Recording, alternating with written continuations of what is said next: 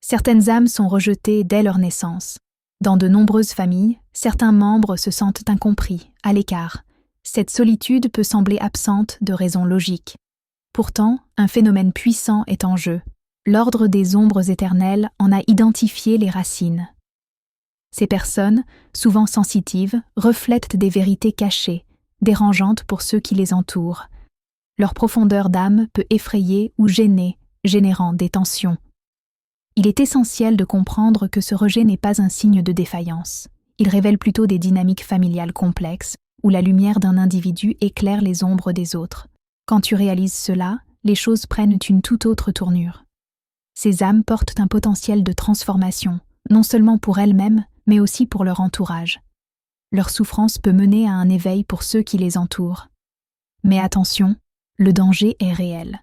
Certaines personnes préfèrent garder leurs secrets enfouis, rejettent ces révélations en sacrifiant celui qui les illumine. Le véritable choc? Ce rejet n'est pas simplement une question de personnalité. C'est un mécanisme de défense face à une vérité dissimulée, presque archaïque.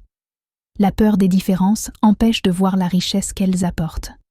Ce mécanisme persiste au fil des générations, créant des cycles de souffrance.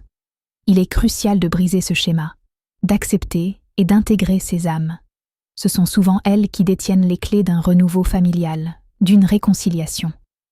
Les vérités qu'elles portent peuvent libérer tout un clan. L'ordre des ombres éternelles enseigne que dans chaque rejet se trouve une occasion d'éveil.